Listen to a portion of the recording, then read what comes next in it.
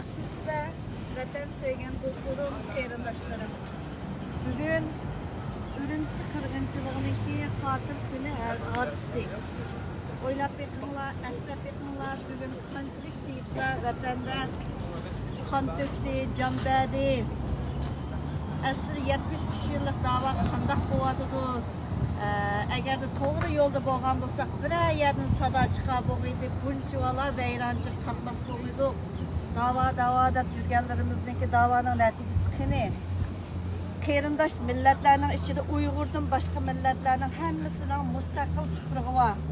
Biz xo'rlik his qilgan bo'lsak, boshqacha o'rnimizdan turardik. Erkak qirg'inchilik uchirgan millat zimin deb chiqishi kerakdi. Zimin deb chiqmayotidi. Nima uchun? Kimlardadir kontrolligidagi da'vo bu. Üstəlgə bağlanğan bir top nimələr desək bular. Özünlər yaxşı bir oylanıb baxınlar. Bugün to'liqmi kapdi. Ata-onasi uchun bir uvalıq bəsin deb oyladım Nurigadan. Assalomu alaykum, hurmatli aziz qarindoshlar. Men Muhammad Rusiyada Jumatadanki parlament oldida Nurigadagi namoyishni shu mustaqillik bizga chiqish yo'limiz bo'lganlik uchun Jumatadan qo'llab, Jumatadan chiqamayotgan agishib keldim. Jumatadan bari o'zim bu yerda bo'laman albatta.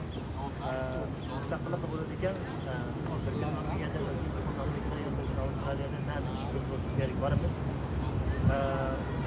Ben buniki apamlardan mı 2017 yılı birinci ayının ki aldık yani 20 lira ama şu 27'si bu cümle basıp kapağını açık ettim. İşte üstteki tümünü terbiyeleşmesi onun için oradan beni tek klaske apamıyor bayandaydı kesinlikle gerçek kesinlikle en kolumda kayraz ya ki başka bir delil ispatlamışım o ağzaki kesimde 18 yıllık kesim falan. Bana hazırlar şu atanamın çıkıp şu namoyish başlığının bir jarayonda bo'ldi. O'zini ochdi. Bu jarayonda oldin boshlab qo'ygan bu ishlarni, bu gaplarni qaytarishning o'rni yo'q. Hozir Facebookda history aylanib chiqyapti. Agar ko'rmaganlar bo'lsa, har yil shu oy shu kundagi namoyishni qilganlarim aylanib chiqyapti.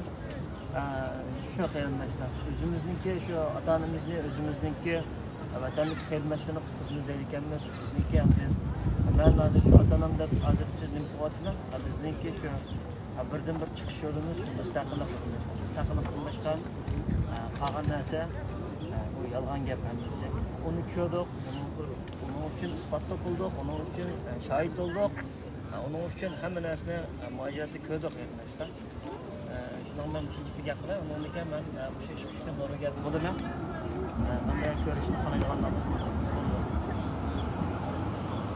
Uyg'ur erkak qirg'inchilik uchrayotidi.